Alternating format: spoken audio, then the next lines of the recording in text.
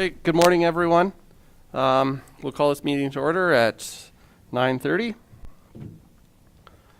Thank you to everyone, to staff and for council for joining us this morning, and thank you for everyone following along at home. I just wanted to start with an acknowledgement of what's happening to the west of us. I know I had my first economic development meeting, economic development Lethbridge meeting yesterday, and we touched on it. Just obviously acknowledge the human cost. People are losing lives, livelihoods, homes, businesses. Obviously, massive impacts. And then on top of that, obviously the key role that BC and the infrastructure in BC plays, connecting Canada, getting goods to Tidewater, and getting product from port here with the loss of the Coquihalla and the major rail lines. There's obviously going to be some disruptions, further stress put on the supply chains, rerouting, the cost of rerouting. A number that was put out yesterday was that over $450 million moves through that corridor daily.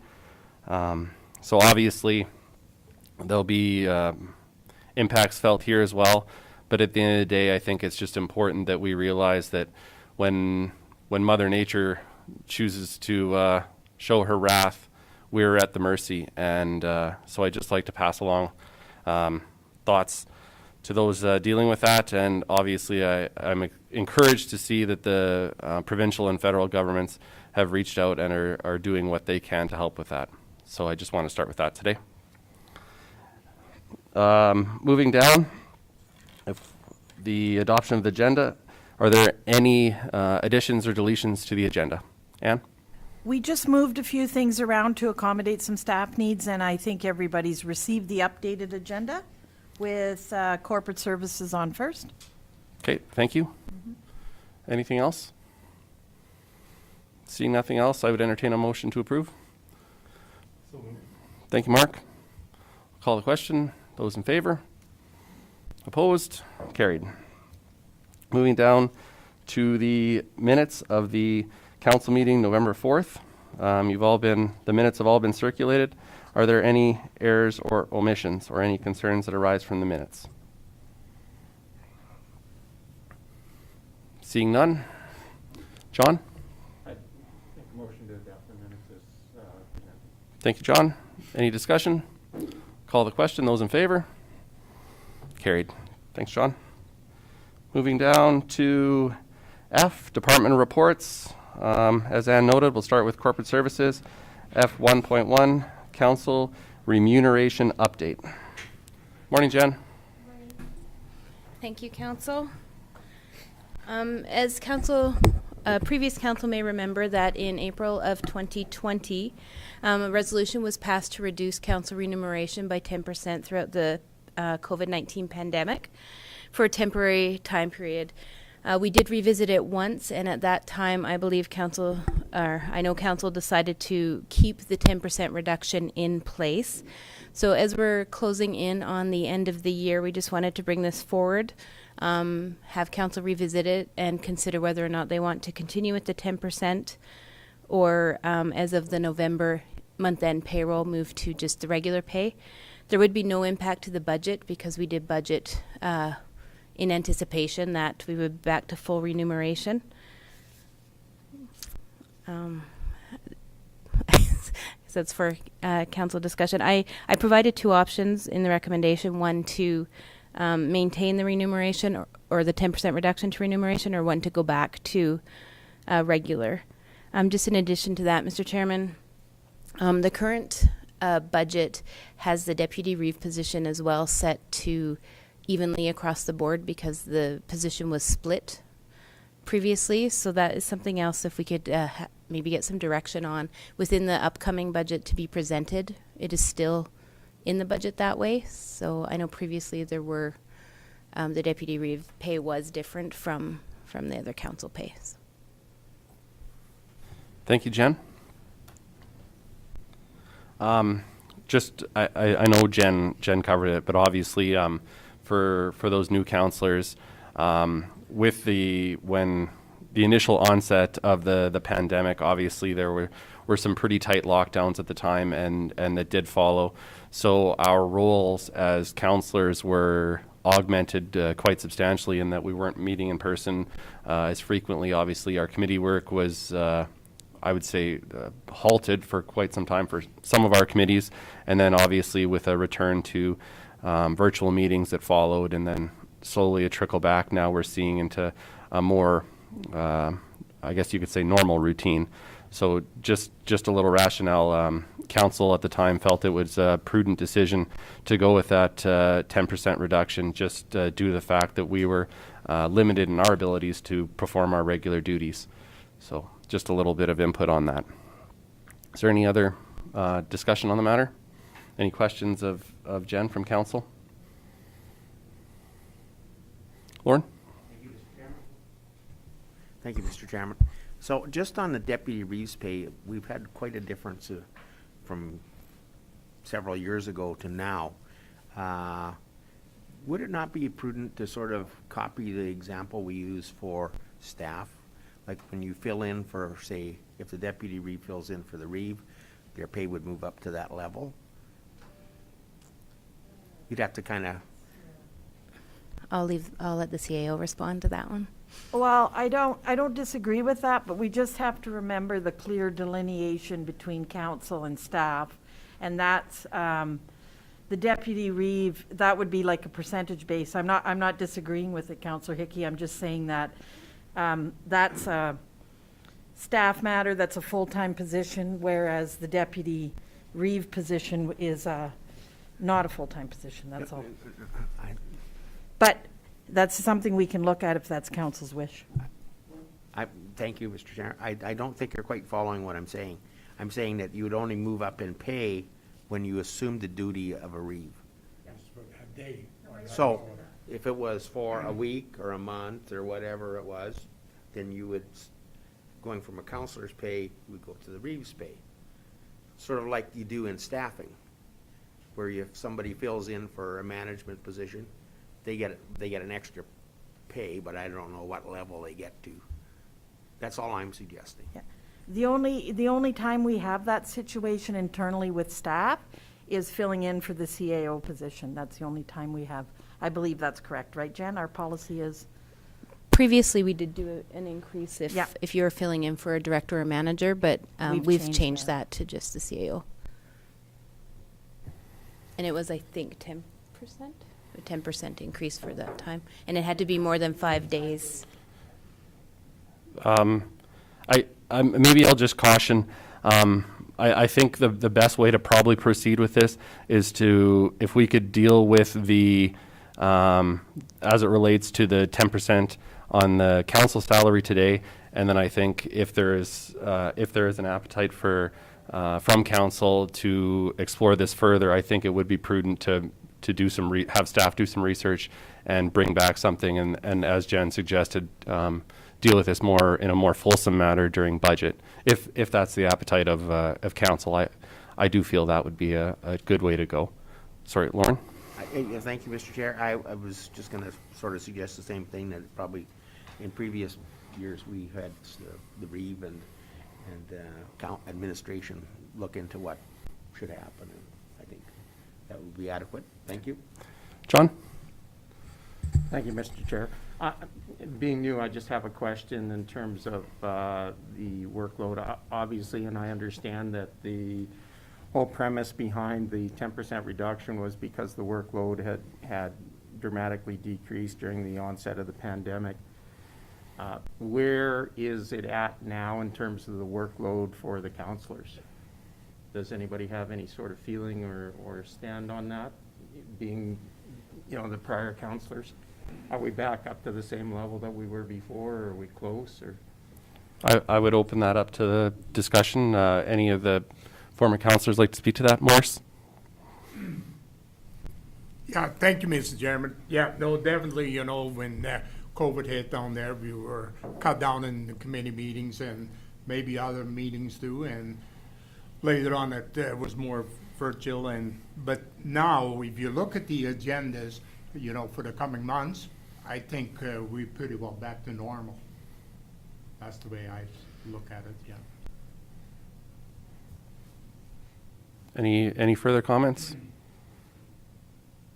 I would tend to agree with what Morris has said, especially when we did have that full snapshot of the year calendar come out. I think things are returning to normal. We're able to physically go to convention.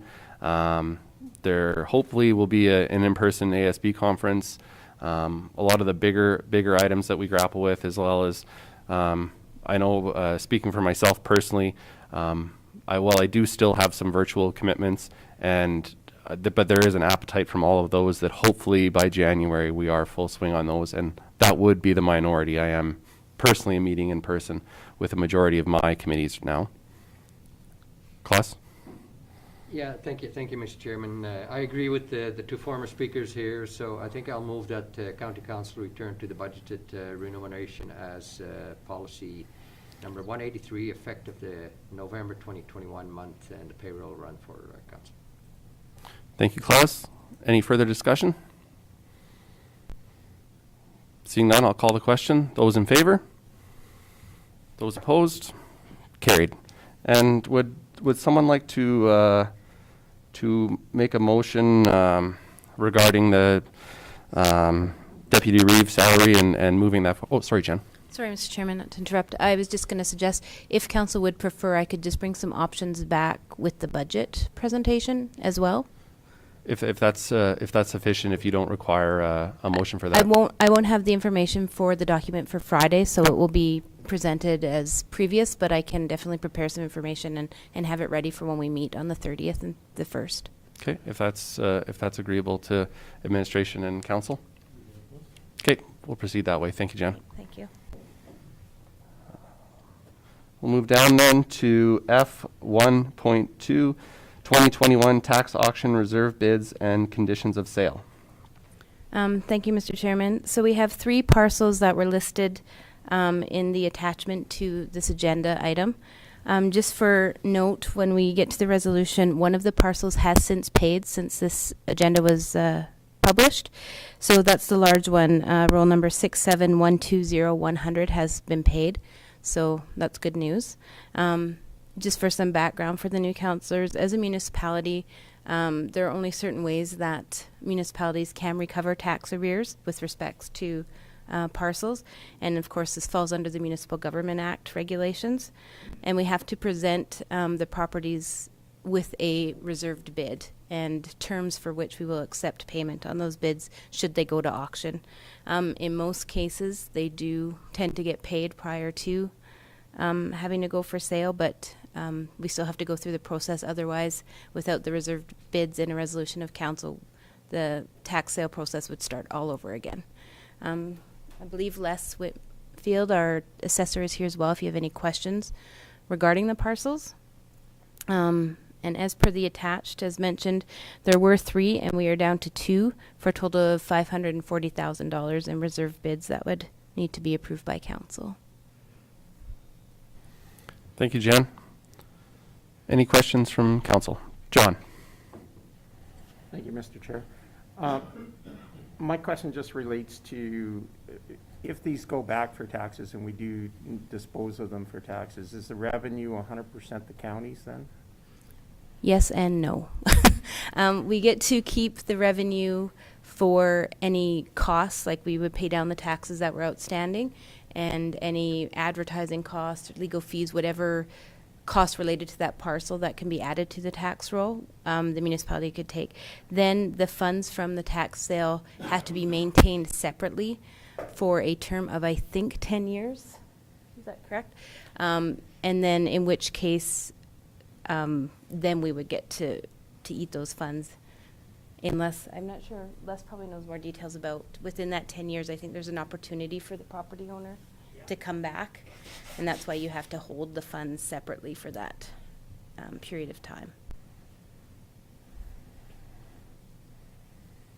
So, yes and no.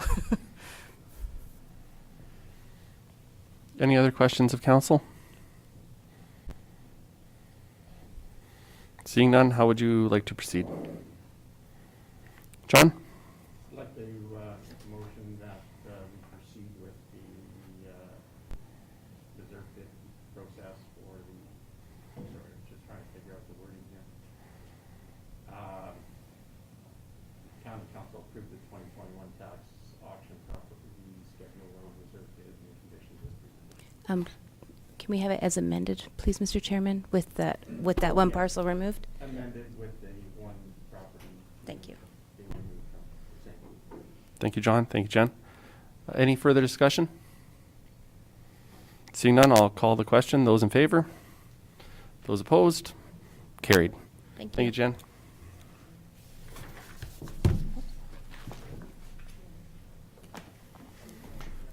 We'll move down now to F2, Municipal Services, Policy 356, Local Improvement Tax. Morning, Devin. Morning, thank you, Mr. Chairman. So I'm here to present to you today a new policy, 356 Local Improvement Tax. So the county has the ability to generate funds through an LIT or local improvement tax for certain projects, and it's only applicable where the municipality as a whole doesn't benefit from the project. It benefits a small segment of users. We have implemented LITs in the past, following the legislative procedures as outlined in the MGA. This is effective. However, there has not been a policy in place to provide guidance for the implementation of an LIT. The proposed policy will ensure consistent, repeatable, and transparent process is followed in each instance.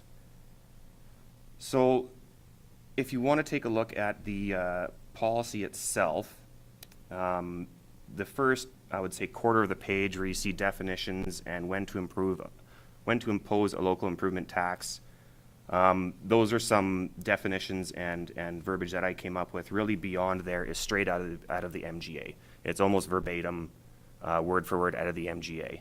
And the problem with the MGA is you got to get little pieces of information from this section and this section. It's a little bit cumbersome and confusing to go through there and try and figure out the steps. So what I've done is taken that, put it in one policy so it's easy to read through for either administration or a property owner or a group of property owners that would like to apply for a local improvement tax. In the process, if a group of landowners initiates a local improvement and the petition package is sufficient, the county then must complete a local improvement plan. So this plan outlines what the upgrades would be, kind of how the funds would be distributed, whether it's per frontage, per parcel, or anything like that. And then the contents of that plan get mailed out to each and every person that would be responsible. Now, it doesn't say in the MGA that you have to have that approved by council, but we would like to bring that to council before it's sent out to the landowners so council has an idea of what is being sent out and given out to the public. Other than that, like I said, the rest of the policy really is verbatim from the MGA. It talks about when council can initiate a local improvement, when a group of property owners can initiate a local improvement. I do have in here a contribution rate that we are suggesting when county council initiates that of 25% borne by the benefiting owners and 75% by the county, unless council decides otherwise. So it's good to have a fixed rate in there just for some clarity, but there is the ability to amend that as council sees fit. Some previous projects where we impose a local improvement, just a couple examples would be Diamond City and Monarch, where we upgraded the water and sewer system. That was a 33.3% contribution. There was Riverbrink Estates, Sunset Acres, where we did some road work, and that was a 10% contribution. So those are just a couple of examples of previous local improvements that we have imposed. So in saying that, there's really no financial impact to this policy other than saving some staff time in preparing a local improvement plan or going through the process of the local improvement tax. And the recommendation would be that County Council approves Policy 356, Local Improvement Tax. I'll put it back to Council for discussion. Thank you, Devin. Klaus? Yeah, thank you, Mr. Chairman. With putting this in place, you think that we would get some more requests for the local improvement tax if we implement this? Perhaps, you know, having this policy available to the public, then they know the process, it's more clear to them. I also have a package in here that I put together. It's got all the standard forms that they need to fill out and things like that. So it does make it easier, I would say, to have this for property owners to initiate a local improvement tax, yes. Devin, how frequently, and I know it's a tough question, but how frequently would you say this comes up? Is this something that that staff is dealing with on a yearly basis, several times a year? Could you give us a ballpark on that, maybe? Regarding property owners approaching us? Yeah, exactly. Yeah, you know, probably once a year to once every couple years. Me and Ann had one recently. A couple property owners came in. I know a couple years ago, the residents in the Pater subdivision approached the county. So, you know, maybe every 1 or 2 years, residents approach us for that, yeah. Thank you, Mr. Chair. Devin, so if I can understand this right, basically what you're trying to do is just streamline the process for anybody that's interested in it so that you have, if somebody does come and approach you, you can give them a package and say, this is the procedure. So essentially what this does is cuts down on red tape for them and cuts down on your time trying to explain to each individual person, you know, or repeating and reinventing the wheel then. Yeah, absolutely correct, you bet. Thank you. Anything further from council? Just the one curiosity question. Is there a limit to you can go? Like we talk most of the time about 10%. Is there a limit of that you go, let's say, 100%? I'd have to look in the MGA again. I believe it's 50%, but I'd have to double check that amount, yes. You're welcome.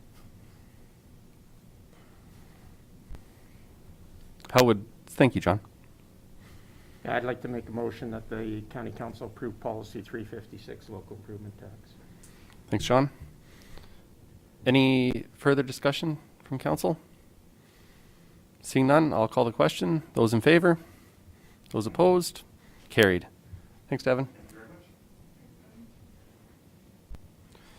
F2.2, rescind policies amalgamated into public works level of service policy.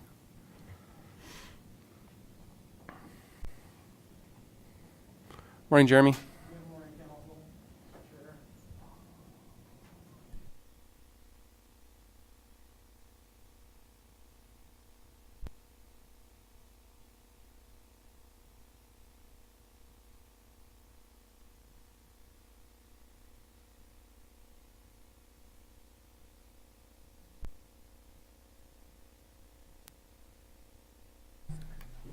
So the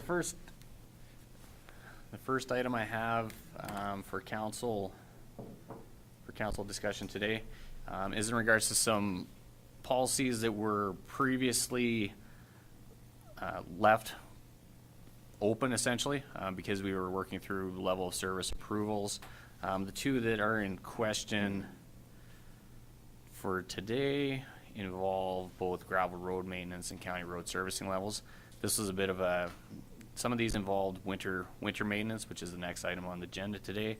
So I left part of these two policies still as active because we didn't have full approval for the winter LOS. So in general, this has been, you guys have seen a lot of policies come forward here in the last couple of years. Administration has been very diligent in amalgamating these and addressing and updating these policies. So the Public Works level of service has amalgamated several other existing ones to simplify the structure under one document, and that would include these two policies that are before you today to be rescinded. So the first one is the policy 341, gravel road maintenance, and the second one is policy 345, county road servicing levels. Both of these have not been updated for a very long time and have a bit of a history there. As you can see, last one, the 341 was updated in 2014 and 345 was adopted in 2010. So some alternatives or potentials that we could look at as well is these could be left as originally adopted, but this would not address the repetition that essentially exists within them because these are basically all represented now within the level of service documents. And when you've got policies that potentially can have a little bit of contradiction, that's something that we want to adjust from a business standpoint as well. As far as the financial impact for this in particular, rescinding policies, there's no cost to council or cost to the county outside of my time going through making these agenda items. Policy revision is an ongoing process for us, and these are things that we want to bring forward and have the best policy structure that we can possibly have, as well as having good solid level of service documents that represent council's direction. So my recommendation for today is to rescind these two policies, 341 and 345. Thank you, Jeremy. Any questions from council? Lauren? Thank you, Mr. Chair. Just a question, in the new policy for roads, do you have a description of what you consider roads to be somewhat similar to the one that's on page 5? Page 5 of gravel road maintenance or county road servicing levels? Or just page 5 of the, Well, it's just page 5 of the agenda. It doesn't really, county road servicing levels. okay, so the local roads, local road, low volume, or field access roads? Right. The field access roads portion? No, Or no, all I'm three? just asking if in the new policy you have a definition like that. We have a similar guideline essentially for what local roads are, but it's broken up into different categories as well. The traffic volumes as far as 25 to 250 per day, we've got a, I think the level of service document, don't quote me, but it says less than 25 vehicles per day is considered a priority 3, 25 to 100 is considered a priority 2, and then 100 plus is considered a priority 1. Okay. For regularly maintained roads. Haul road network is a separate piece. And as far as the design guidelines within, even within here, the local road standard says here to be 8 meters. That is our target essentially for what we build when we're actually constructing roadways or we're rehabbing roadways. That is not what exists out there right now. In some instances, we don't have a consistent 8-meter road width across the county.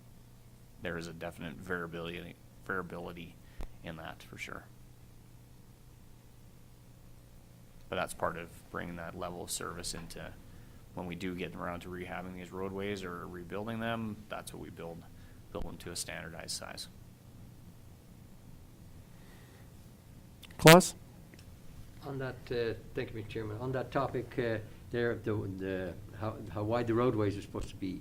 Didn't we just talk about that last year, like especially with the haul routes, that we were going to stick to about 8.5 meter one? 8 to 8.5 is the general guideline, and I believe that's what we have written into our existing level of service document. But if you look at the old county road level of servicing, it had actually arterial gravel roadways at 10 meters. If you get down to page 13 in your agenda, maintenance program for arterial roads, the older county road servicing levels for grading has a 10-meter wide road surface. And then you can see also this one is very much tableized, all those different specifics for the different road classifications that are there. Just kind of clear up one other thing, or not clear up one other thing, but to address part of Councillor Hickey's question was in regards to it had local roads as well as it had low volume.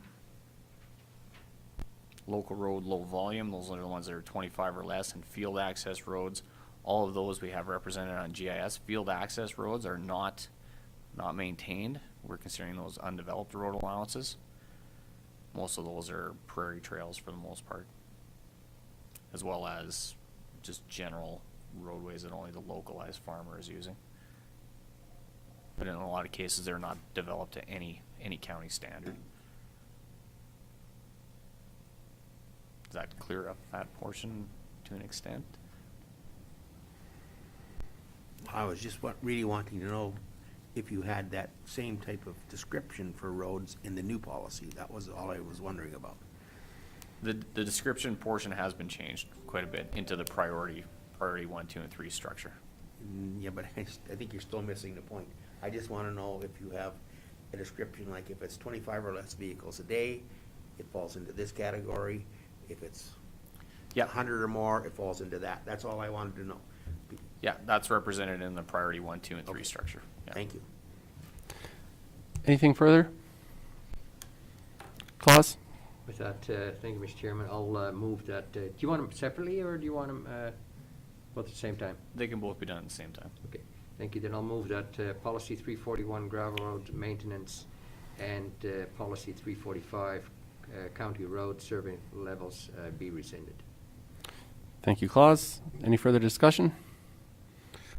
Seeing none, I'll call the question. Those in favor? Those opposed?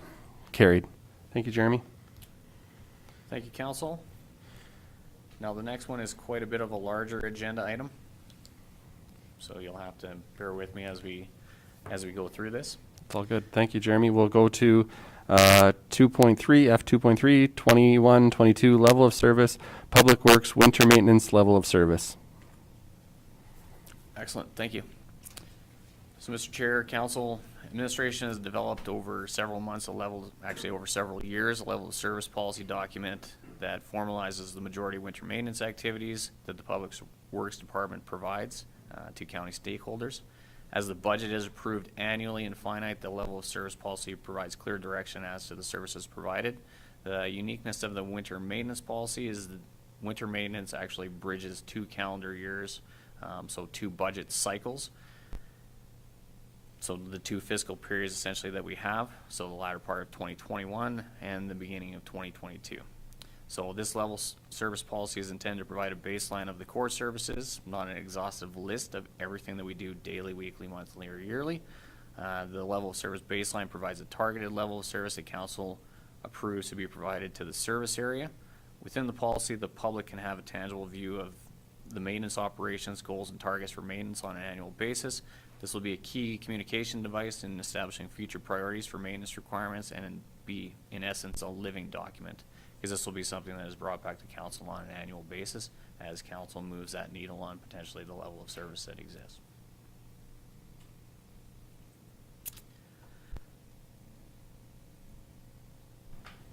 Okay, I'm going to keep rolling. Sorry. I'm looking, keep an eye, see if there's questions, and I see lots of eye contact, but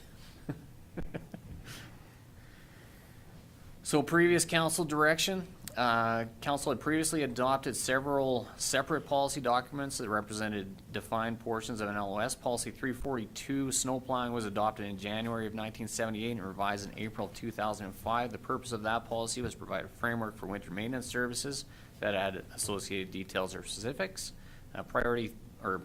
Prior policy 342 had a general outline, but it was very limited essentially in its scope. It did not provide a lot of detail. I mean, to an extent of it was a 1-page document versus the winter LOS document in front of you. It is tens of pages.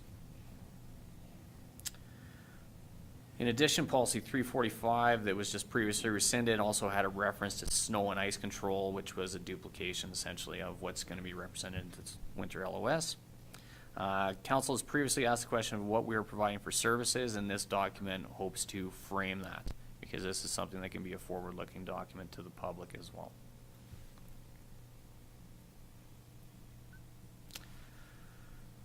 As far as some background information, establishing a level of service for the county is not a small undertaking by any means, as the demands of the stakeholders need to be considered in balancing its fiscal responsibility. As much as we would like to provide everything we can to the public, there is obviously there's physical restraints as well as there are budgetary considerations. We could, but as we've talked about before previously, level of service is a moving target, and that can be adjusted accordingly. That's the direction that I look to from council. By implementing measurables and realistic goals, the service level targets can be relatively set, and these are general guidelines. This provides a baseline, not a absolute, because every weather event is somewhat unique, and because of the area that we live in, snow can be quite the variable to deal with.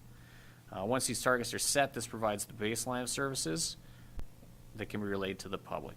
As the public can then be aware of the LOS by way of specific details, the county can then further analyze demands and adjustments necessary through further public engagement. Obviously, I receive and my staff receives a lot of different phone calls and concerns about different things that we provide, but part of that is us communicating to them that these are the general level of services that we can do and that we do provide on a regular basis. Some alternatives here are that the level of service is a living document, like I've said before. This can be, I am here at the direction of council. This level of service document can be changed at any point. I mean, obviously we don't want to be reinventing this every time we come back to council, but the idea is this is a living document and it can be opened up, and this will be something that I bring for approval every year, and to see if council wants to make some adjustments in that level of service. The financial impact portion. So for the budget for 2021 has already previously been approved. The budget for plow trucks and sanding was set at $475,000. For 2022, I have adjusted that down to $408,000. Part of that is basically through evaluations with staff and the coding that we have actually implemented. This is a better representation essentially of what that true cost is.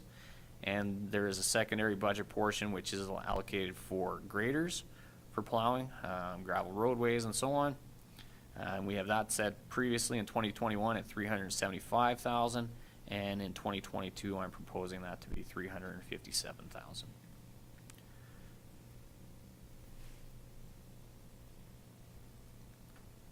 So the reasons for my recommendation today and for the level of service document that's in front of you today: this ensures stability and direction of services to the stakeholders of Lethbridge County. Essentially, you are stating what your baseline of services is going to be provided to stakeholders.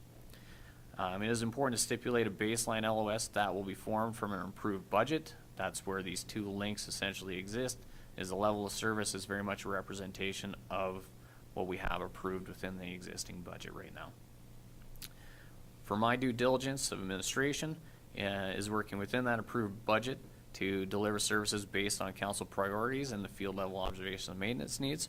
The one thing that, as we've previously discussed, budgets are sometimes fluid to an extent. If I could predict the snowfall, that would be amazing, but we can only provide essentially what that baseline average is, and that's what we've looked at over the years, is essentially what's that average costing that we're incurring essentially to provide these services to county stakeholders.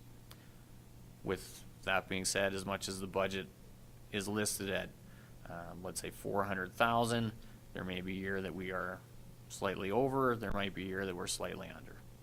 And then in a worst case, if we have multiple weather events, which with climate change and being reflective on what BC is experiencing right now, there is a potential that we could be faced with some severe weather at any given time. And then at that point, then it needs to be an adjustment to essentially accommodate what that service is, or for me to come back and say this is, and to communicate the need for more resources to deal with those types of things. Morris? Yeah, thank you, Mr. Chairman. Yeah, Jeremy, certain events you never know, but how did the MD of Faber come out of it a couple of years ago when they had that severe flooding in their county and did quite a bit of damage? So how did they come out of it, do you know?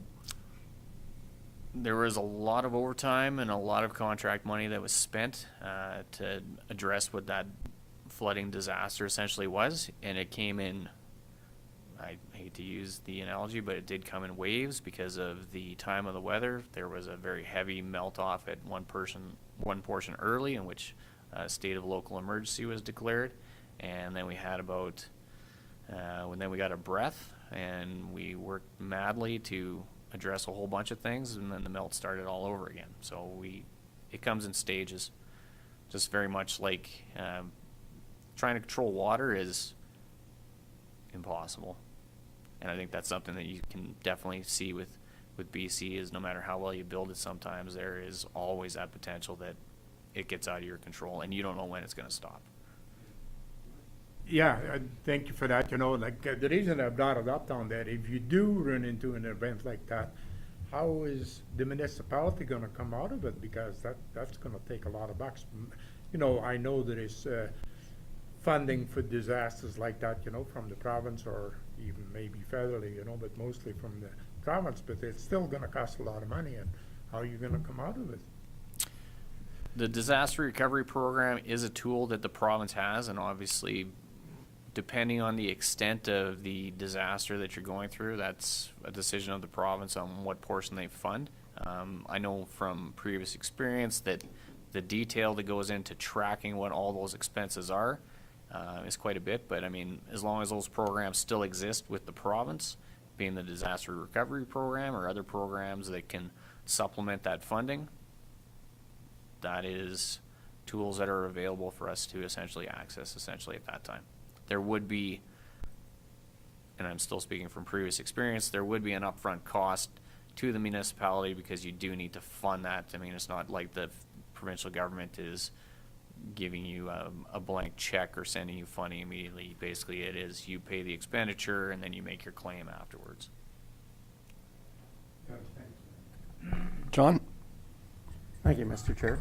I have two questions for you. And just in terms of the winter level of service, are you able to sort of nutshell summarize that for our ratepayers in terms of the methodology behind the level 1, 2, and 3 is my first question.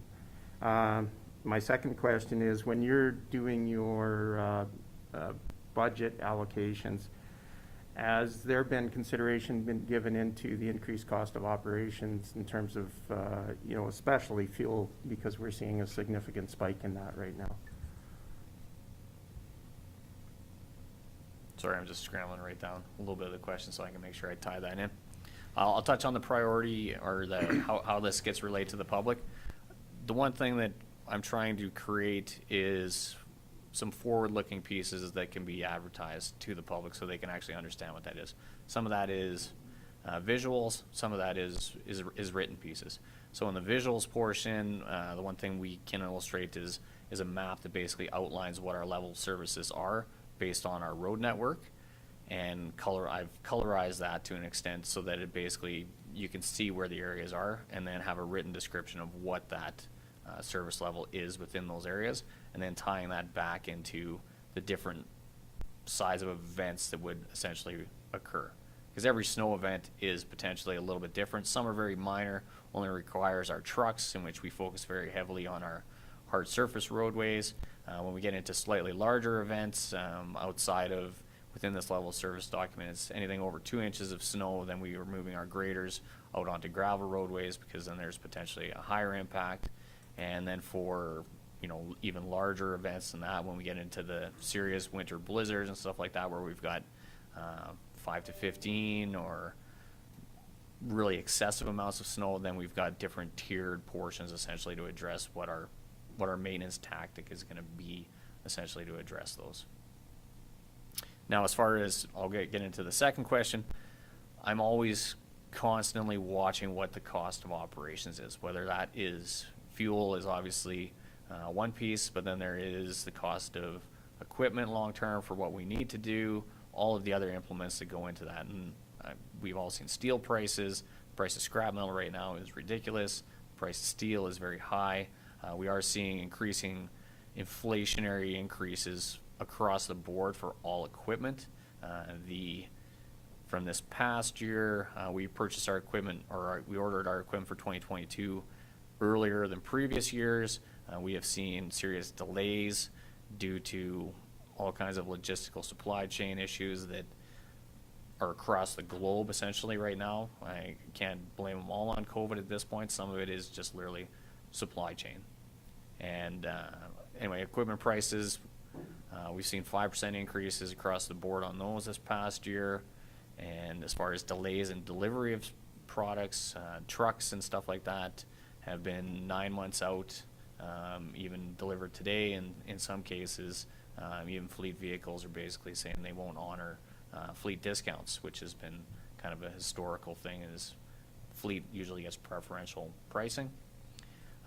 Cost of fuel, we budget essentially for a average cost across the board based on what we're seeing for trending in rack prices. As a municipality, we do get fairly good pricing for fuel that is quite a bit less than the pump per se.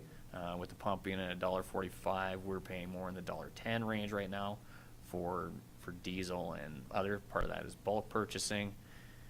That is something that I watch year to year, and it's going to be something that, especially with the trend away from fossil fuels over the next 10 to 20 years, that's something that I'm interested to see where some of those price points go, but it's something I'm very conscious of all the time. Thank you for that. The reason for me asking that question is you're looking at, you're suggesting a decrease in the budget, so I was just wondering if all of that has been factored in and how confident you are in those numbers, basically. Yeah. Yeah. So in that regard, as I've gone through and as we've started to become more detailed and accurate in our coding of activities, that has been a big push that I've put on my department, is we need to be accurate as far as the costs are, so we can allocate what those costs are to the actual activity. In the case of, we put a lot more money into paved surfaces for our winter LOS, primarily because most of the events we get are of a smaller nature, and our trucks are always clearing off paved roadways, so they are the most active.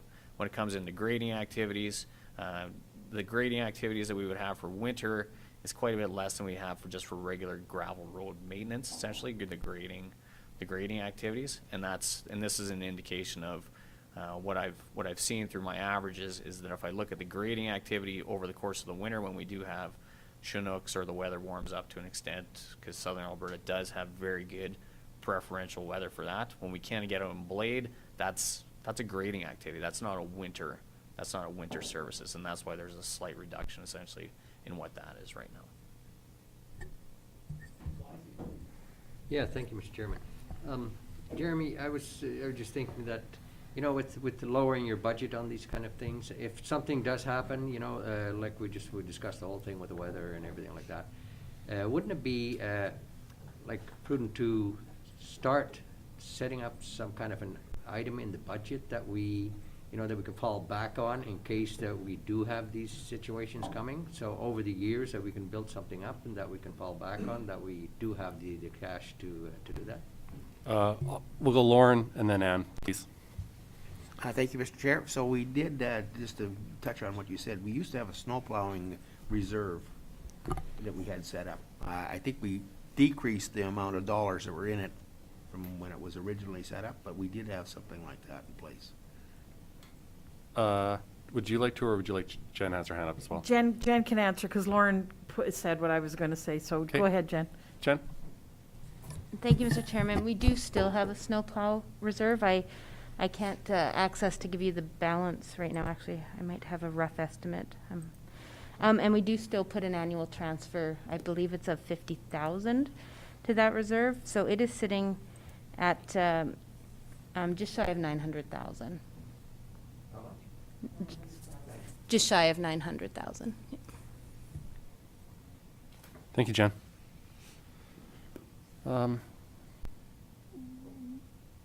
Lauren? Thank you, Mr. Chair. And first, I think that this is a great idea, because if you can't justify what you're doing to your ratepayers and the citizens, it's pretty difficult to move forward with a lot of things. The only problem I has, and I said it the other day, is the plowing of priority 1 and 2, and to be continued to plow even if there is another event without touching the other roads in the system. I think that at some point in time, you need to address those roads. So if you plowed open 1 and 2s, you need to do the 3s before you go back to do the 1 and 2s. Otherwise, you run into the situation where people are going to take it into their own hands and do it, which we really don't want them to do. But, so they're kind of breaking the law if they do it so they can get out. So I know it's a fine balance, but somehow or other we have to accommodate those people as well. Thank you, Lauren. And maybe if I could just speak to that as well. I know we try to stress the fact that this is a living document, but when concerns arise from the public, and that's obviously followed up to a counselor, how does administration see the best way forward with addressing that? Are we talking about bringing this forward at a council meeting? Is this a notice of motion? What is the best path forward to address concerns like this? And I guess how do we then address that and build consensus where we can maybe make those adjustments accordingly? What would how do you feel about that, Jeremy? Thank you, Reeve Campbell, for the question. I think that's something that, as an ongoing basis, public engagement is key in all these things. One thing we do need to quantify as part of that, though, is where are these, and that's something that we look at from a maintenance standpoint all the time, is essentially where are these concern calls coming from. We track, whether it's through emails or in the cases of large events, we've set a blanket Google Docs to essentially share information across the board, so we can essentially pool data that this is where we're getting concerns from, so that we can actually look at that and say, well, what is our problem? Then from the operations standpoint as well, there's also that question of, do we need to do or address an area that potentially needs a potential upgrade as far as the roadway? Is there snow fencing that can mitigate different things? There are definitely some low-grade roadways out there that can blow over with snow quite easily. They become maintenance problems that we have operators that are always tracking back to because of some of those drifting concerns. But the tracking portion is key to this, and the public engagement. If we don't hear the concerns from the public, in a lot of cases, we don't know where there is potential issues. So when we do run into these snow events and whatnot, there is a question of how is that information getting back to us. We're tracking it on an ongoing basis because, I mean, it's something that we're always, we're very hyper vigilant and hyper intensive on snow events. I mean, there's a level of anxiety that we have as operations that is definitely reflected into the when we're trying to get work done as quick as possible to open up roadways, because we need, as a general operation, we need to be able to show that we're allowing stakeholders to still conduct their business, and that stakeholders is across the board. But we need that feedback to come through, and we need people to be encouraged to report where there is a concern. If we don't know where it is, and a commonality thing we hear is, well, I've told somebody 5 times. I'm like, well, did you tell our operations base? Because if you're just speaking to the wind, we can't really do much to address what that concern is. But you need to have it reported to our operations hub, which is in Picture Butte. Or commonly we get concerns that come through the Lethbridge office, and those are all communicated back to Picture Butte, being our operations hub. But we need to get that information. Ann? And the way the communication policy works too, when any kind of concern or complaint comes from a council member through to me, that's all tracked as well, and that factors into the concerns. So that's why it's important to make sure everything's going through the same system, so that we can see which areas need more direction or not. Thank you. And maybe further to that, as obviously this ties heavily into budget, I'm sure we can have a full discussion of this as that pertains to the budget and that level of service document. I'm sure we'll be talking about that in greater degree come budget time. Would that be fair to say as well? I would definitely say yes. Thank you. Okay. Anything else? Sorry, Jeremy, are you happy then? This is your guys' Yeah, decision. no, I just want to make sure you were done then. Yes, no. Yep. Okay. My recommendations there to council, if there is, like I said, this is a living document. I'm here at your direction. Thank you. John? Yeah, thank you, Mr. Chair. So just a clarification in terms of your recommendations, are you asking that that we vote to rescind the current policy and adopt the new one today? That would be my recommendation, yes. Well, then I would like to move same. Okay, maybe we'll do that in 2 steps then. If we could do a, if you so wish, would you like to make the motion to rescind first then, John? Yes, please. Yeah, I'd like to make the motion that the existing policy 342 snow plowing and attached should be rescinded. Yeah, Yep. rescinded, period. Thank you. Any discussion from council? Seeing none, I'll call the question. Those in favor? Those opposed? Carried. And pertaining to the adoption of the level of service, how would we like to proceed? Mark? I'd like to move that we, just a second here, it was a different one. Move for the adoption of the new Public Works Winter Maintenance LOS. That sufficient? Yeah. Okay. Any further discussion from council? Lauren? Thank you, Mr. Chair. And as I said before, I do agree that you need a policy, but I can't support it as it's written because it doesn't really address the concerns that I brought up. So I won't vote in favor. Thank you. Thank you, Lauren. Claus? Just on that, Lauren, I think that, like I said, it's a living policy, so I mean, it changes from time to time, so I think we've got to take that in consideration that, we can't get something that is perfect and with all the priority levels and so that we have. I mean, like every time, every winter is different. I mean, maybe you'd have to stay on priority 1 forever because I mean, if we got a blizzard blowing, priority 1 is the first one, so you can't go to number 4. So, but I mean, it's different every time. So I think Jeremy needs something to work with, and I think this is probably the best way to go about it. Thank you, Claus. Thank you, Lauren. You're obviously both entitled to your opinions, and Lauren, I do appreciate. I always do appreciate when someone is willing to speak to their reasons for supporting, but equally for not supporting something. So I do appreciate your words, and Claus, likewise. I think it is important to acknowledge that it is a living document, and obviously it's a work in progress. So thank you both for your points. Anything further? Seeing none, I'll ask the question. Those in favor? Those opposed? Carried.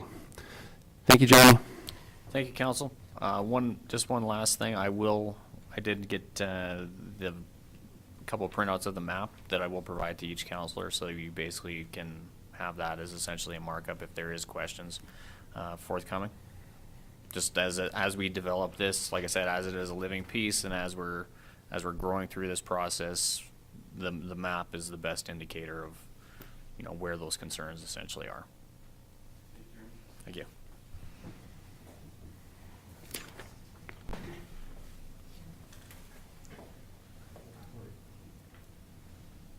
Just a question, I'm going back over the motion I made, and it didn't include the actual first part where it spoke to based on the budget approved for the 21-20 operations and subsequent budget of 2022. Is that?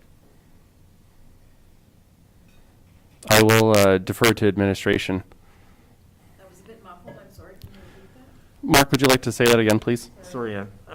The motion that I made was just to adopt the new Public Works winter maintenance, but prior to that, the recommendation above that also included based on the budget approved for 2021 operations and subsequent budget for 2022, because there's an overlap. So that wasn't captured in the motion that I made.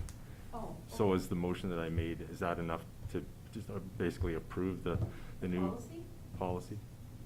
Yes. So, okay, so we're okay with what I've done? We are okay. Okay, so new guy didn't screw up, thank you. Thank you.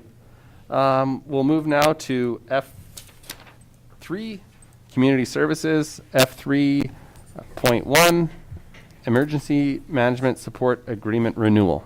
Good morning, Larry. Good morning, Byron. Good morning, Mr. Chairman, Council. There's a short report as noted in item F3.1 called Emergency Management Support Agreement Renewal. And just to summarize, the current 2-year emergency management support agreement that the county has with the town of Coaldale is set to expire at the end of January 2022, so just 2.5 months out. Council may choose to renew that agreement for an additional 2 years if they so choose by simply providing notice to the town of Coaldale. So our recommendation today, Mr. Chairman, will be essentially that the agreement be renewed for a 2-year term effective February 1st, 2022 to January 31st, 2024 at a cost of $40,000. With respect to previous council direction, council initially approved a 1-year kind of trial contract with the town of Coaldale for this service. That was started back on February 1st, 2019. After the 1 year, it was determined that the service was working well and it was beneficial to the county. So we brought it back to council, at which time an additional 2-year term was approved. And that's the one that we're currently in and will expire, as I noted, at the end of January. Little further background information. Back in November 2018, the county eliminated the emergency services coordinator position, and that position was responsible for providing DEM, or Director of Emergency Management Services, to the county. So we were without that in-house expertise, let's say, at that point. And a mere 4 months later is when we entered into that first contract with the town of Coaldale. Obviously, council recognizes the importance of having the right person in that important role when disasters strike, and as touched on a couple different times here already this morning, we're all aware with climate change and what have you and what's going on in BC that larger scale disasters seem to be happening more frequently and be a little more extreme perhaps in some cases than they were historically. So it really is important to have the right person in that role. And I'm sure you all are aware, Clayton Rutberg works for the town of Coaldale. He is their full-time DEM and a deputy fire chief, and very knowledgeable, very skilled, very experienced, has a great reputation around the region as being the right person in the right role for that. So I think there's not much question about that at all. Administration believes that we do receive good value for the money that is spent on this contract, and again, we will be recommending today an additional 2-year term. I'll just note as well that the DEM, the Director of Emergency Management, and our current Fire Services Term Coordinator, they're currently exploring options for a more regional DEM service that might lead to greater efficiencies as well. And I think Council can expect something to come to them in the coming few weeks for their consideration with respect to some options that may be uncovered as we continue to research and review that. Alternatives, pros, cons. Obviously, again, we'd like to see the Emergency Management Support Agreement renewed with the town of Coaldale for 2 years. This would allow the current DEM to continue in that role and ensures the county is well prepared to effectively respond to larger scale disasters and emergencies. Continuity of the same person and the same kind of system is, I think, a good thing in this case. Obviously, there's an impact to the county's operational budget, but that $40,000 has been budgeted over the past couple of years and remains in the budget, so it sort of is approved and has been approved. It wouldn't be something new that we'd be introducing to the budget this fall. Alternatively, the county council could not renew that agreement, and then we would sort of turn inward again and look to other ways of supporting that position and having the work done there. Again, I touched on the importance of having the right person in that role, and I think having someone who does that full-time and really has that in-depth expertise is the right way to go, rather than kind of divvying it up amongst the existing county staff and having us work off the side of our desks and doing our best when emergencies strike. We're certainly there. We're part of the response team, and we all have some training and some knowledge, but again, a full-time expert who does that sort of work day in, day out, I think is the more prudent route to go for Lethbridge County. With respect to financial impact, again noted $40,000 is the current contract amount. The reasons for our recommendation today are that the emergency management service provided by the town to the county has served the county very well for the past 3 years. And with that, I think that concludes my report. Thank you, Mr. Chairman. Thank you, Larry. Just a question that pops out to me right off the top. When you talk about the potential for options, proposing a regional emergency management service, and your suggestion that we possibly could have something coming before us in the not so distant future. How does that weigh on the recommendation that's before us today? Are we attacking this in the correct order of operations, I guess, in terms, obviously without having all the information before us of what could happen? Maybe just if you could speak to that. Sure. Thank you, Mr. Chairman, and I appreciate that and have thought a little bit about that, and that might be a logical question that could be raised today with this report. And the reality is, talking about, exploring future options for a regional dam service, we're involving the town of Coaldale. So I guess maybe sort of thinking that a little bit further, let's say in 6 months, if we got to the point where it was agreed and several other urban partners who we receive emergency services from and share some of those crossover services with, joined on with us, it would be with the town of Coaldale, and we could, perhaps, who knows, but look at, amending this contract or changing it to make it a broader, sort of more blanket kind of agreement that, all municipalities pay, $20,000 towards, or something like that. I mean, to be determined, but yeah. Byron and then Ann. Thank you, Mr. Chairman. Yeah, just like Larry did say, in the near future, you should have a proposal coming.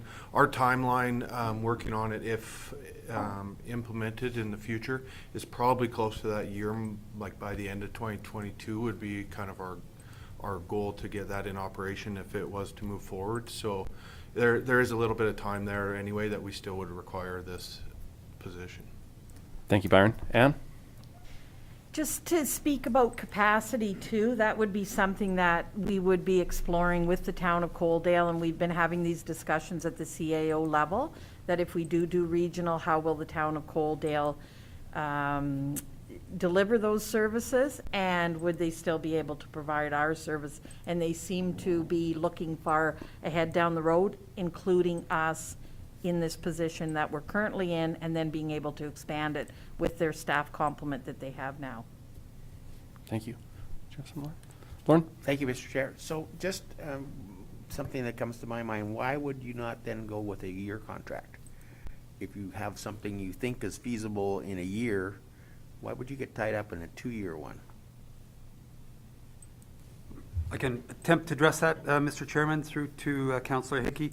Good point. I don't know that we considered that. Again, that initial contract was 1 year, kind of trial basis. Seemed to work well for all parties involved. So just it's written in the contract as it currently stands that it can be renewed for periods of 2 years. I think historically, the idea would be just so it's not coming back to council on an annual basis. But having said that, probably there, I off the top can't really think of an outstanding reason why it couldn't be 1 year or some other term for that matter.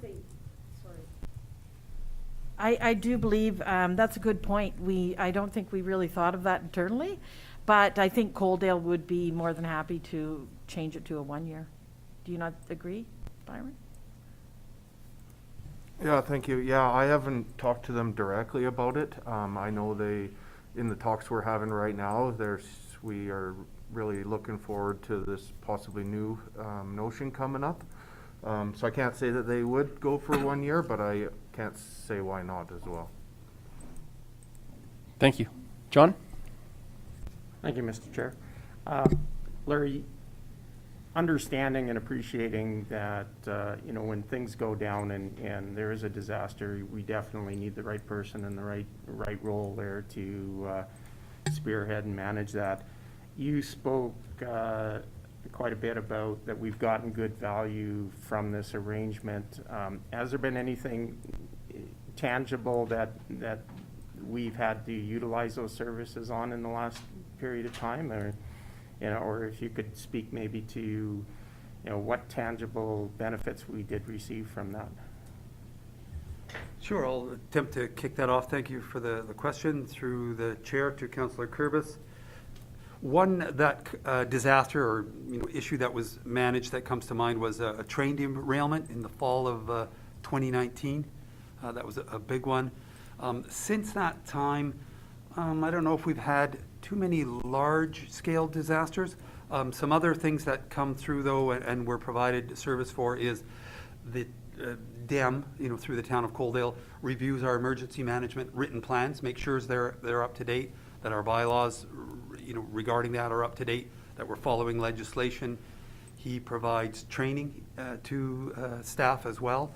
And I think, in my mind, I've always kind of thought of emergency management sort of philosophically, in the sense that I think most people might agree that, it's no fun to pay insurance until you need it. And then when you do, you're really glad you have it. And so I think emergency management, if we're really lucky, let's cross our fingers, we don't have a disaster for 5 years, but knowing as well that we have the right personnel in place to respond appropriately is, I think, reassuring. And, again, if disaster does strike, definitely that person's there and steps up for us. So. Anne? And on that note too, Councillor Curvis, he does attend here at the office 1 day a week to go over all those things. So we actually physically receive his presence here to work with our fire services coordinator and the rest of the staff. So he's actually in the house 1 day a week as well. John? Yeah, thank you for that. No, I mean, I truly do understand, the benefits and the value of insurance, and I appreciate your comments on that. So in terms of the training and the value added from the day-to-day operations on what to do if it goes down is what I'm hearing that is an important factor in having him in that role. Yes. And I think to that too, when we first embarked down this avenue, and I don't mean to take anything away from the staff that previously filled that role, but it was attractive to have I would say somewhat of a professionalization of that DEM role, and that this is a person who I believe actually has their degree is actually in this area of expertise. So I know from my personal point of view, it was encouraging to have that level of professionalism there associated with that. Once again, taking nothing away from the previous staff that filled that role.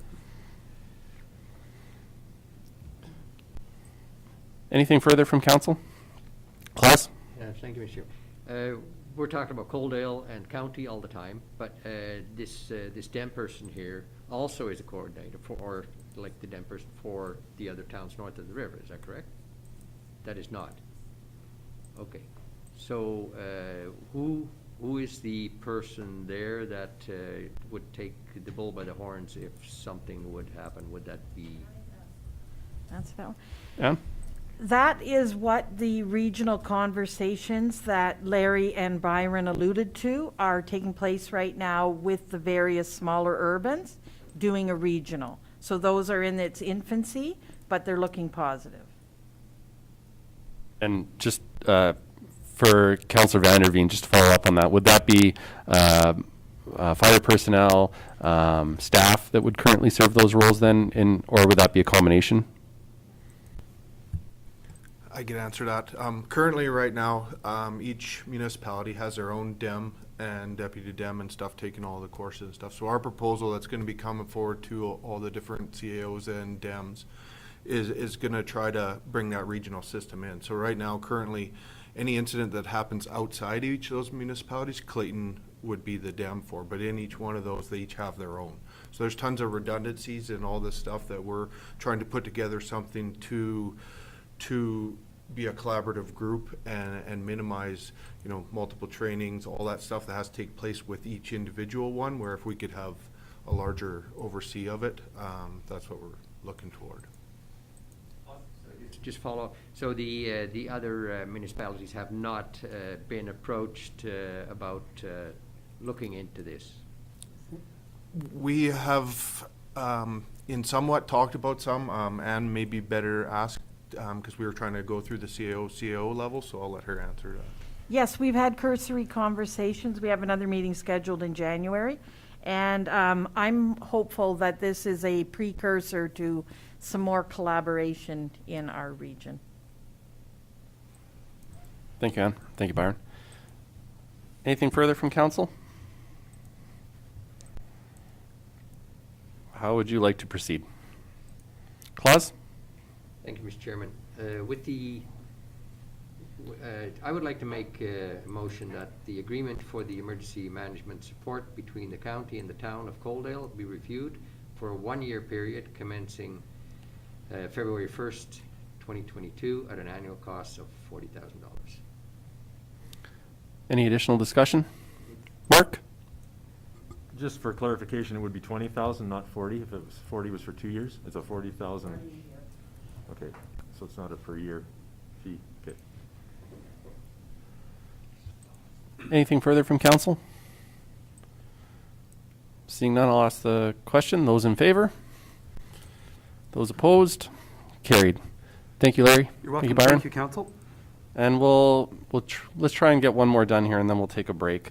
If we go down and move to F 3.2, August, October 2021 Fire Services Coordinator Activity Summary. Byron? Thank you, Mr. Speaker. Just to provide a summary of what events I've worked on and stuff since I've been here. So the recommendation, we had no decision or resolution that needs to be made. Council previously, the fire service program has been in place since August 2021, supported by council through the adoption of the Lethbridge County Fire Services bylaw that I brought to you in October. A little bit of background information. My term, fire service coordinator position, what I've been doing out in the community is educating, providing oversight, management of all the fire services. We also am authorized to provide safety codes stuff within the municipality, so we've been doing inspections, investigations, all that kind of stuff out in the county. I report directly to Larry Randall, the Director of Public Services. Sorry if I said that wrong. Community Services. Various duties that I have performed and will be continuing till the end of my contract. We continuously monitor the fire services and their responses, provide analysis back to council or to the administration on what's happening. I've been working closely with Planning and Development Department and Public Works, overseeing some of the plans and stuff that go out there, make sure they're meeting a lot of the fire service requirements. Like I said, I've been performing safety inspections on businesses throughout the county. We've been monitoring burn permits and doing investigations. We've kind of hit the burn permits a little bit hard this year, trying to clamp down on offenders with that kind of stuff. So I've been working with Dave a little bit on some of that. Checking over invoicing and stuff that comes in from the other contracted departments, overseeing, making sure it all makes sense and is fair on both sides. I look for efficiencies and cost savings just in our overall planning of emergency services in Lethbridge County. Some of the challenges when I started, gaining acceptance for the position with our regional service providers. Another challenge we have come across is not having a comprehensive list of businesses.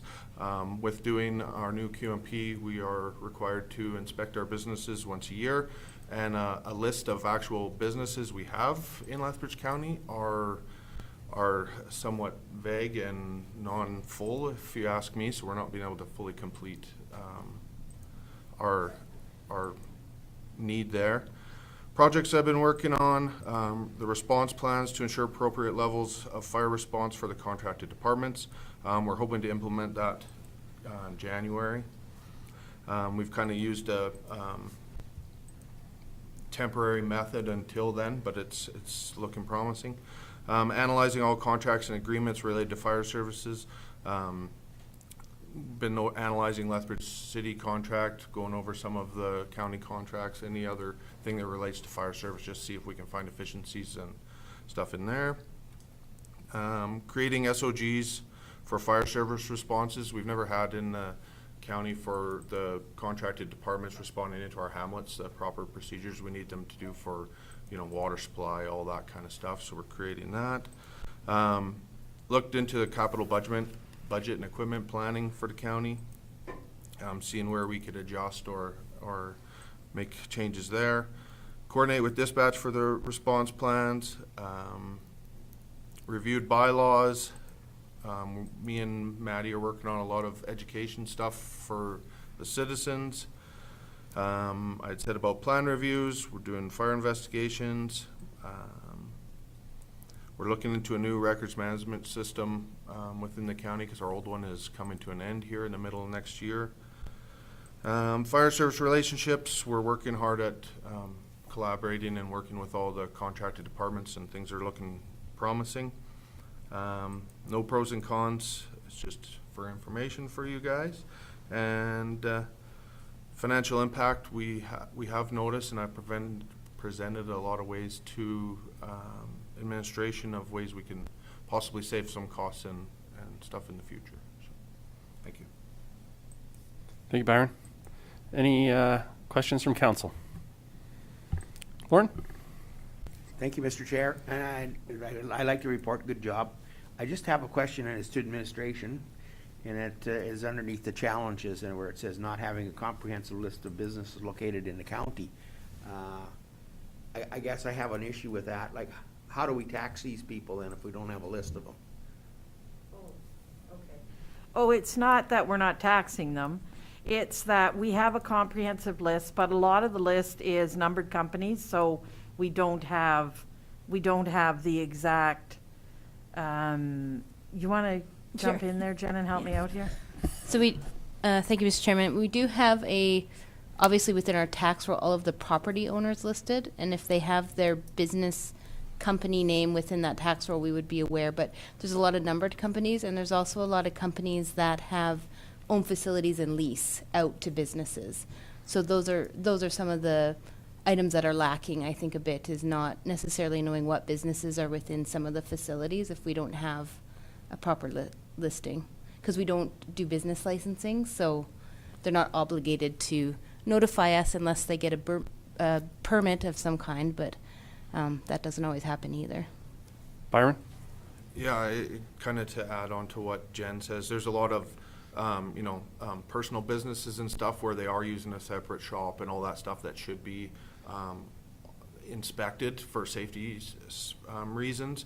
But because with no business licensing, there's no way to track that to find those ones, so they're not necessarily on the tax roll of the business. They'd be on a personal one, and we're not sure that they're there, but they still would fall under the requirements of the safety codes to inspect those buildings. So there's a few. I know we got a list. They did a great job setting us one of all the ones on the tax roll. And between just myself and Coaldale, we've found quite a few that aren't on that list from the tax roll. So, it could be beneficial to the county in that sense too, that we may add some to the tax roll.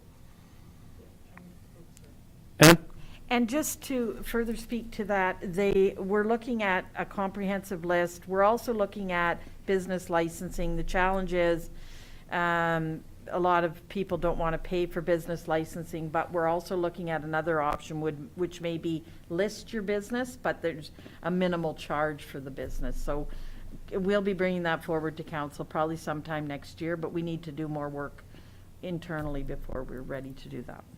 Byron? I'd just like to add this, if I could. It's just seems like a key thing. I actually was doing an inspection on a business a couple weeks ago, and he actually asked us to have one because they're having trouble getting accounts and stuff at places for material and stuff without a business license, because it's no proof that they're a business. So he actually suggested that he would like one in the county. So. And being a previous business owner myself, that was the thing I had challenges of. I had to go to other municipalities to get one so that I could register that was operating business. Thank you. Anything further from council? I'd echo the sentiment. Thank you for the report, Byron. I definitely think that you've brought a lot of value. And just speaking with a member of one of our service providers that has dealt with you, spoke very highly of you, your level of professionalism and the value that they feel you bring to really, taking that next step forward for us and helping to level the playing field and work better with our partners. So thank you for what you brought, and thank you for this report today. Thank you for that. How would council like to handle this? Would you like to accept this for information? Thank you, Morris. Any discussion? I'll call the question. Those in favor? Opposed? Carried. If we can take 10 minutes and reconvene at 5 after 11. We do have a delegation at 11. Oh, sorry. Yeah. Okay, 11 then. 5 minutes.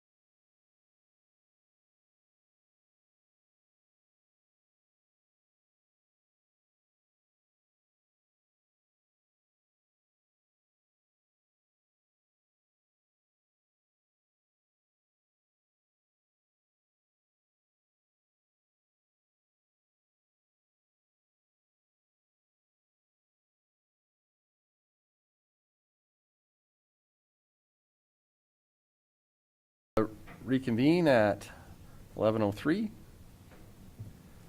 And we do have a delegation, I-1, a closed session. So if I could get a motion to enter a closed session. Thanks, Morris. All those in favor? Opposed? Carried.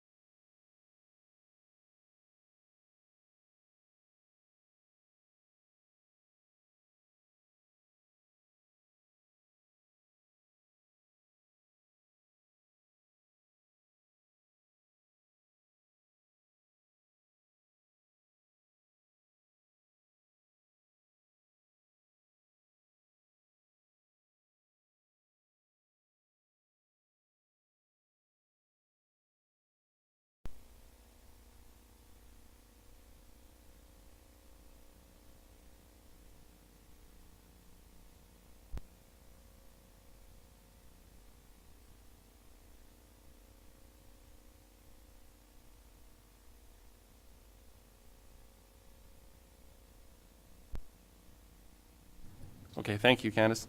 We will move to administration F4, F4.1, letter of support request, Lethbridge Airport CBSA agents. Ann?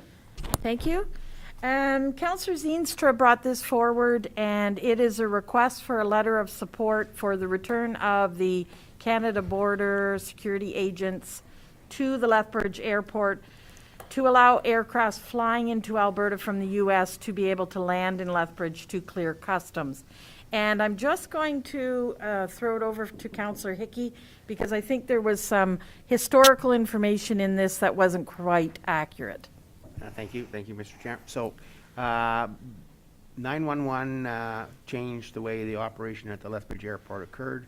Until prior to that, we had a custom agent on full-time duty there, as well as a custom agent in the post office downtown.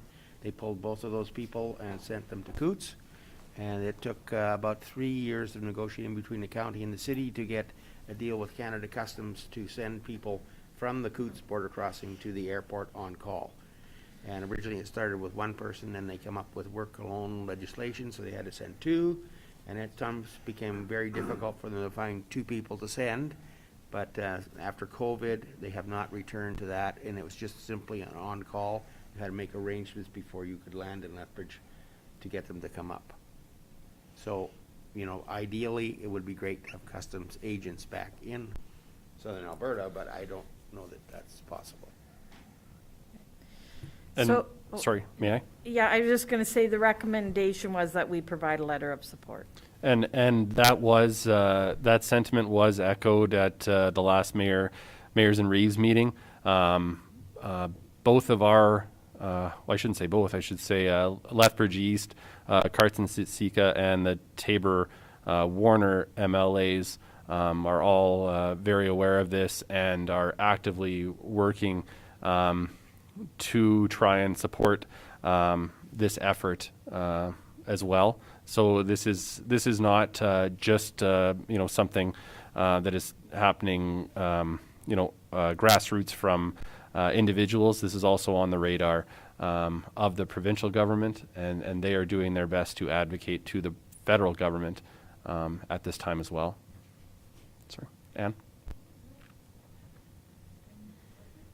Well, the only thing I would like to add to that is how important it would be for southern Alberta if we could get some customs reinstated here at the Lethbridge Airport, because I know Lethbridge for sure and the surrounding area, they do lose a certain amount of businesses because they can't land in Lethbridge because there's no customs. So they either got to go to Springbank or to the Calgary Airport to clear customs. And it's I know there is a big cost involved, and I just heard last week there was another small airport, and I can't remember now which one it is. But anyways, they got customs reinstated again, and they're a smaller community, and it's too bad that I can't remember where it was.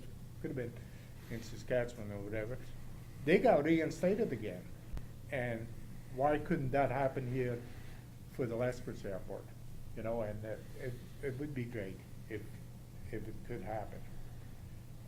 The other one, I don't mind saying, I know there is a cost to it, but maybe the city of Lethbridge are willing to come up with some of the cost with the surrounding communities. That could be brought forward, but that will be for a later date. Yeah. Thanks, Morris. Lauren? Thank you, Mr. Chair. So you are correct. There was a fee charged by Canada Customs, and the city and the county split that fee based on a population split before. And I can't remember what they charged each aircraft to come in. But John? Thank you, Chair. So I'm somewhat confused. Is there right now the ability for air traffic to land in Lethbridge if they call ahead? No, there's absolutely no ability right now. If they come from across the line, They gotta go to Calgary. Springbank or the Calgary Airport. Okay, so what Councillor Hickey was referring to was the way it was previously, and that there was somebody that would come from and they were on call. Okay, thank you. Claus? So the the letter of support that we have here, who drafted that and to whom is it, should it be addressed? Because it says to whom it may concern, so that's why I'm just confused. Or it's just a draft and it would need to go to the proper federal ministry. It's similar to the city of Lethbridge did a letter like this. And I believe they sent that, I think it was a couple of weeks ago. I This, believe. just to clarify, so this is not drafted by the county's administration. This is a form letter that is It's- being used yeah. from other individuals in this advocacy effort. Would that be correct? Yes, that is absolutely correct. So would we attempt to then or I guess I should ask council, what would be council's wishes? Would we want to capture the spirit of this, or would we be looking to, how would you like to proceed? I think we could do that, but like one comment I have to make on this one is the safety aspect that was in the last paragraph of this letter. And that really indicated that the Calgary airport was not a safe place for our planes to land there. And I think that's probably a little offensive if we go that route. Warren? Thank you, Mr. Chair. So the reason that's in there, I believe, is because Calgary Airport doesn't really like smaller aircraft, like 2 to 4 seaters landing at Calgary. They want to ship them up to Springbank because it ties everything up at the airport, and it's hard for them to deal with. So that's why that's there. But I honestly think it should be a letter stating a lot of things, but economics is one of the biggest ones, because like you take the number of private jets that come in here, like from McCain's, Lamb Weston, Costco, Walmart, and all that. When they go to Calgary, they have everybody go to Calgary to have their meetings. They don't have a meeting here. So having them land here keeps them here. Well, and I think just to that too, I think with what's happening in the area, and I know Mark could speak to this, but what's happening at the exhibition park, I think there's obviously an opportunity to try and host that type of those type of gatherings and those businesses and have them feel that they're at home here while they're here. So I do think there is obviously a lot of economic and other benefits. I was sorry, just saying that council could redo the letter, or administration could redo the letter so it's tailored more to what meets the needs of the county. Okay. How would you like to proceed? John? I'd like to motion that we direct administration to rework the letter of support so that it does suit or a little bit more customized to the interests of the county, and that council support same. Claus? And in the motion, then we'd have to approach the city first. But shouldn't we, like, with this, approach the city and have do something together?